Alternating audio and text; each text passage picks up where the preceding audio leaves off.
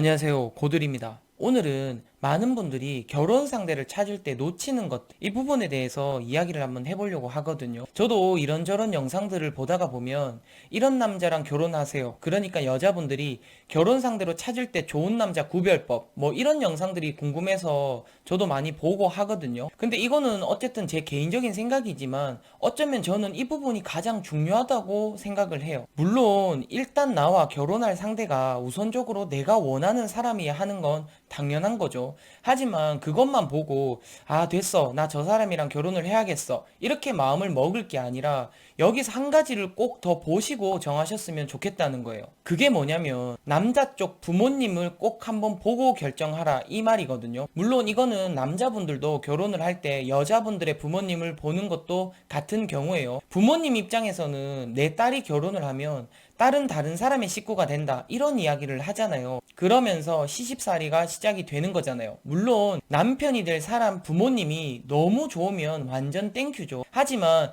내 남편이 하나부터 열까지 너무 좋은데 남편 쪽 부모님 때문에 남편이 꼴보기 싫어지는 경우가 생기는 걸 전 제 주변에서 본 적이 있거든요. 그래서 심지어 하다도 안 돼서 결혼한 지 6개월 만에 갈라서더라고요. 그러면 여기서 이런 게 궁금할 수도 있겠죠.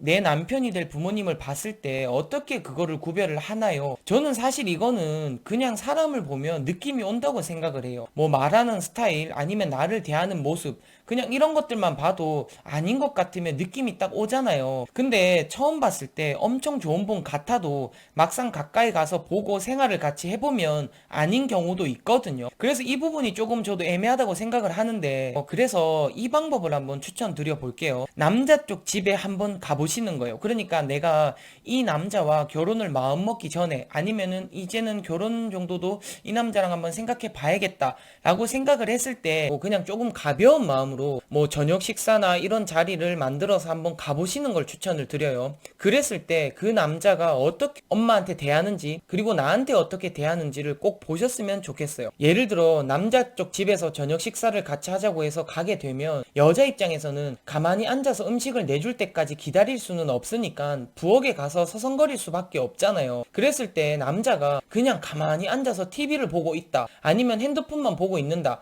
이러면 조금 곤란하겠죠. 그래서 이런 경우도 있잖아요. 남자 쪽 집에 가보고 나서 파혼을 결정했어요. 뭐 이런 이야기 들어본 적 없으신가요? 그리고 또 오히려 이런 경우는 남자 쪽에서 차라리 엄마 말을 잘 안 듣고 엄마가 궁금해서 여자분한테 뭐 이것저것 물어보려고 하면 남자가 아 그런 것 좀 묻지 마 곤란해지잖아 뭐 이런 식으로 조금 말을 안 듣는 스타일을 가지고 있다면 저는 이게 오히려 다행이라고 생각을 해요. 만약에 아들이 엄마 말을 너무 잘 듣고 엄마 앞에서 아무 소리를 못 한다면 이 부분은 조금 곤란해질 수 있는 상황이 온다고 생각을 한다는 거예요. 예의 이런 걸 떠나서 만약에 시간이 지나서 시어머님이 며느리를 싫어하는 일이 생길 수도 있잖아요. 그리고 꼭 한 번은 시어머니랑 부딪힌다고 하더라고요.